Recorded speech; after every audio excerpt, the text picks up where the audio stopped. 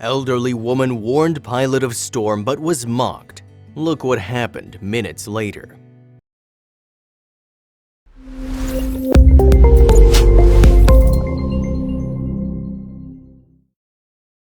But before we start, please take a moment to give this video a like, subscribe to Happy World, and hit the bell so you'll never miss these great stories.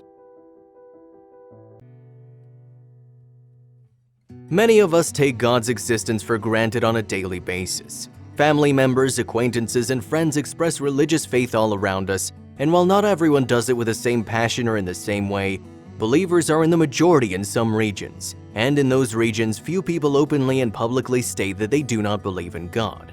Nevertheless, not every country in the globe is in the same predicament. In some first world countries, economic growth and technological advancements have pushed citizens further away from God, transforming the masses into a majority atheist group in which believers are a minority, and social pressure often forces them to hide their faith for fear of ridicule or retaliation. However, on rare occasions, this religious minority has been able to teach their fellow citizens valuable lessons, moving mountains with their faith and establishing irrefutably that God exists. One of those tales is this one. Azucena was the name of the woman who conquered the profane and anti-religious society in which she lived. Her grandparents were Holocaust survivors and she was born into a Jewish family. Those elderly individuals invariably claimed that they had survived only due to divine intervention, rather than a military operation that had released them from the concentration camps where they'd been tortured. They had simply been loaded into a car and driven from the city to a camp where they would be executed, and the vehicle transporting them had an accident halfway there. Their captors died, but they were unscathed, and as they'd been praying the entire time, they were certain that it was God who had enabled them to survive the accident unharmed so that they could flee to the border and give their life testimony. Since then, regardless of the education they obtained at their country's educational institutions, the members of that family had never questioned their religious views. Their lives will be anchored by their devotion to God, and they will be successful. Miracles continued to take place. Some members of the family were cured of seemingly incurable diseases, and they all achieved significant economic stability, allowing them to live comfortably. And it was within this setting that Azucena was born. Unlike others who learned to pray as an obligation and only internalized it as a natural practice as they grew older, the girl experienced her religious devotion in a very intense and unique way from an early age, even among her family. Senna had a habit of praying without being asked because it came naturally to her. Although it would take her a long time to recognize it, the small girl sensed a peculiar energy within her. It transformed her into a unique individual. She knew she was destined for greatness, but she couldn't decide what she wanted to accomplish with her life. Azucena noticed that she could only find tranquility when she clasped her hands together and prayed to God. Years passed and Azucena's faith was only strengthened.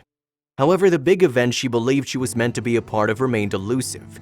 She was a good student in school and at university, and she secured a position as an office clerk, which, while not that great, gave her a fair wage with which to cover her costs and continue her comfortable lifestyle. All of this would make her life peaceful and comfortable, but it would be devoid of the greatness for which she felt she was destined. And it wasn't that the folly of fame and easy success enticed her. It was more likely that the great thing she should perform had anything to do with her beliefs. She saw it as a heavenly command, and she was terrified that she wouldn't be able to fulfill it. She was afraid of letting her God down. Years passed, and Azucena became sure that she'd missed her chance by the time she was an elderly woman. Nothing transcendental had happened in her life that could have caused her to believe she had attained her goal of accomplishing anything big.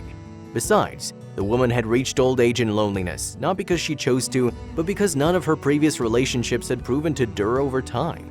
Senna, on the other hand, didn't despair about her calm demeanor. She just included a plea in her daily prayers asking for pardon for not having done what was expected of her.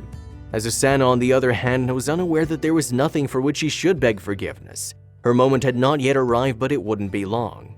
It all started when Azucena was invited to come to her country's capital, where she would be hosted by the central church of her faith.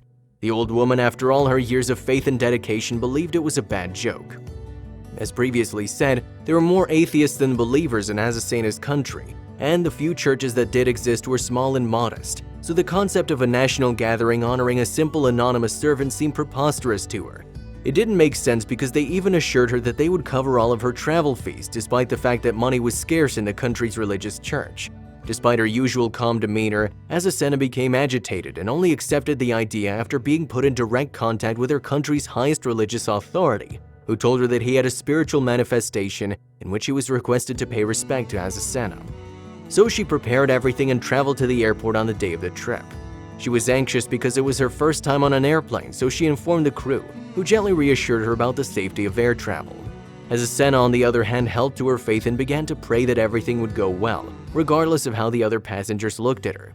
Azucena opened her eyes after her prayer and knew that her time had come, and that the event she had been planning for would take place right there on the plane. When she gazed out of the window, she noticed odd clouds on the horizon.